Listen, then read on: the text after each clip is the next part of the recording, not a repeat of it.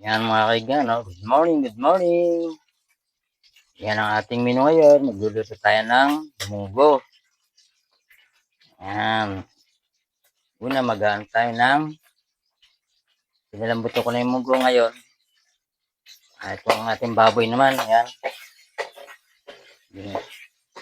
Pinalambutan. Tapos ngayon, ipakukulay na natin. Golden brown lang konti, mga kaibigan. Tapos ito, magigisa na tayo. Ito ang ating ingredients. Ito yung ingredients natin mga kaibigan na bawang, sibuyas, kamatis, tapos lalagyan natin ng ampalaya. Yan, ginahit ampalaya. Ito, alokbate na masustansya mga kaibigan. Yan. Medyo papula-pulay lang natin ito mga kaibigan. Para masarap, ginisa at malasa. At malinamnam ang ating nilutong munggo. Yan mga kaibigan, golden brown na yan. Pwede na yan. Nga pala mga kaibigan, pagka maglalaga kayo nitong ilalaga nyo muna itong baboy ano nyo lang na lumambot, tsaka timplahan nyo na kagad ng asin at tsaka bitchin para kung maihalo sa munggo, talaga namang lasang-lasa yung baboy niya. Yan, itabi lang muna natin kutingin dyan sa gilid. Yan, magigisa na tayo. Unahin na natin yung bawang. Yan. Bawang. Yan, medyo maging brown din siya.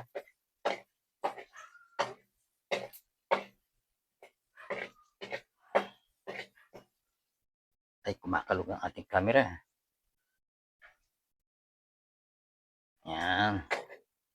Pag medyo brown na siya, susunod natin tong sibuyas. Ayan, medyo brown na bawang natin susunod natin tong sibuyas. Ayan. Ganun din, halu-haluin.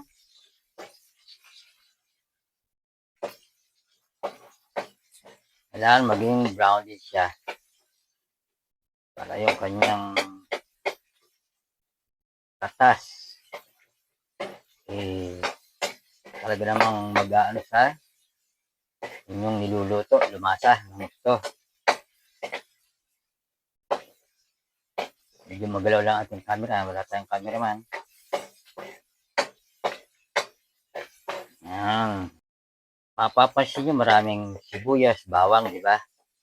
Kasi ito yung talagang magpapasarap sa ating niluluto, itong ingredients. Yan ang talagang nagpapasarap. Kaya hanggat maaari, kung kayo magigisa, damihan nyo na ng bawang o sibuyas. Mga ingredients.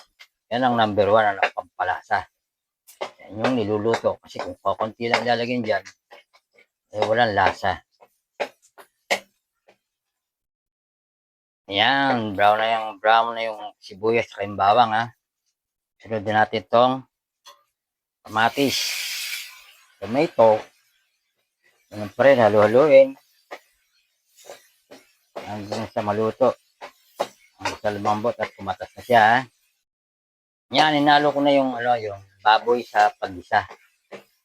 Para naman talagang manunuot ang lasa ng baboy sa ating nilulutong munggo. Yan ang nagpapasarap dyan mga igan. Asin, 2 takal na maliit lang yan. Tama-tama. Lagyan na rin natin ng bitchin. Habang ginigisa mga igan. Halu-haluin.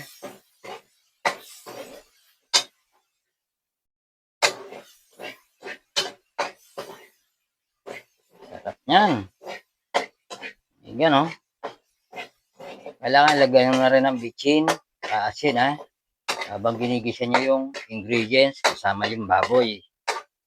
Para malasang malasa kapag nilagay nyo yung ating munggo. Ayan. Yan, lalagyan natin yung munggo. Yan. Isa na, medyo maalog ha. Wala tayong cameraman. So, solo lang si Igan ha. Yan, okay na. Yan. Lagay na rin itong ating ampalaya, mga Igan. Yan. Habang ating pinalalambot yung ampalaya na yan, tamang-tama yan. Pagkulo niyan, lalambot yan. Halo. At takpan na natin. Yan, tatakpan natin. Yan, malaking pantakip. Pagkakulo niyan, mga Igan, okay na. Yan. Luto na yung ampalaya. Lagay na natin tong alokbati. Paglambot yan, mga Igan ko, ito na yan. Takpan natin. Yan, pagkakulo, maya-maya mga 2 minutes, luto na yan, mga Igan.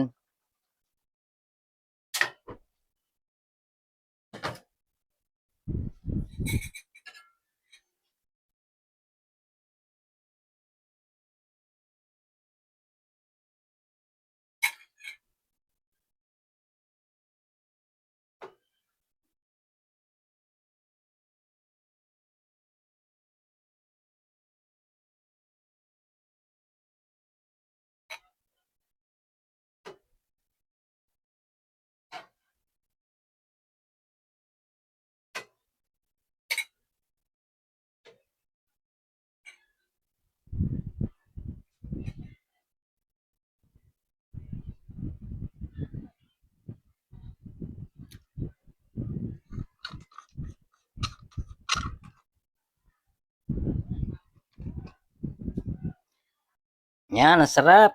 Yan o, tikman natin to. Ang lambot, sarap. Iba talaga yung aroma at sarap. Gulay, sarap. Yung baboy. Oh, ayun.